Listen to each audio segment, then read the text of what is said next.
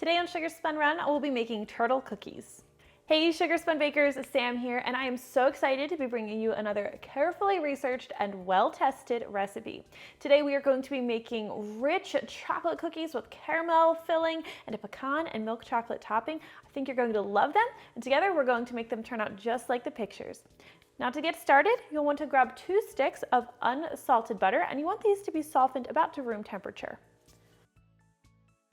Now we're going to cream together the butter with 1/3 cup of granulated sugar and 1/3 cup of firmly packed light brown sugar.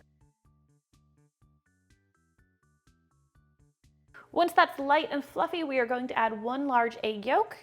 That is just the yolk. And we're also going to add 1 teaspoon of vanilla extract. And we'll stir these into our batter. Now set that aside, and in a separate mixing bowl, we're going to whisk together 2 cups of all-purpose flour, 1/4 cup of natural unsweetened cocoa powder, and just a ½ teaspoon of salt. Now we'll gradually add this to our butter mixture. I usually like to add it in about 3 or 4 parts.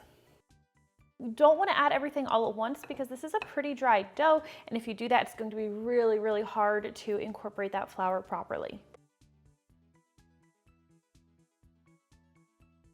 So by design, this is a very stiff dough, but it is important that all of that flour be completely incorporated into your batter. So you do want to pause occasionally and just scrape the bowl, make sure there are no pockets of flour and cocoa powder hiding in there.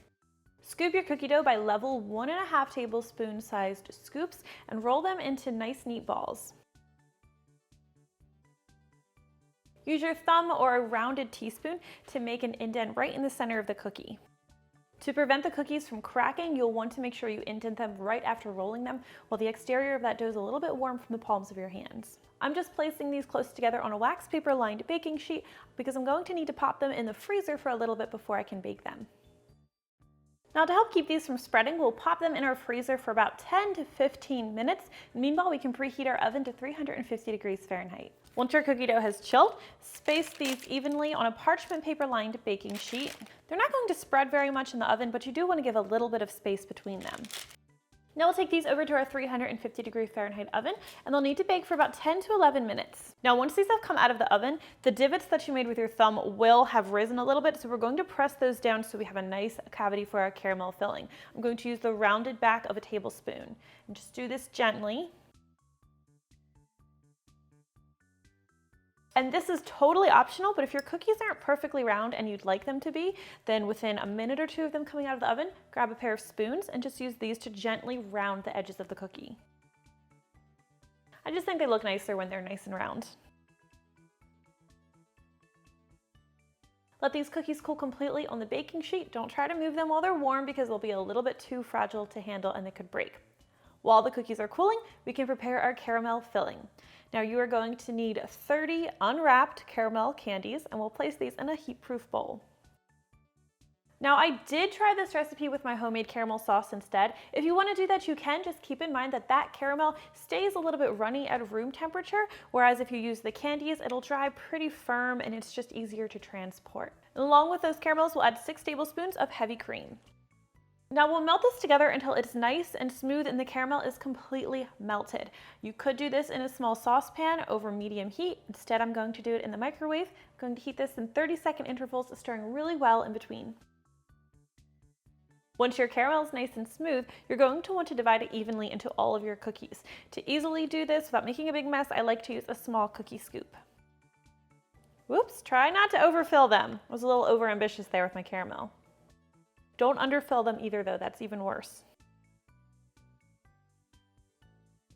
While the caramel is still warm and sticky, you're going to want to sprinkle some chopped pecans on top. You'll need about 1/4 cup to 1/3 cup of chopped pecans total.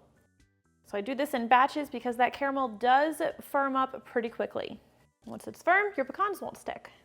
Once you've filled all of your cookies with caramel and pecans, we're going to want to drizzle them with some milk chocolate. This is 1/4 cup of milk chocolate chips that have been melted. Now, if you want to be nice and fancy, you can pour this into a Ziploc bag, snip the corner, and pipe or drizzle the chocolate over the cookies that way. I'm just using a spoon.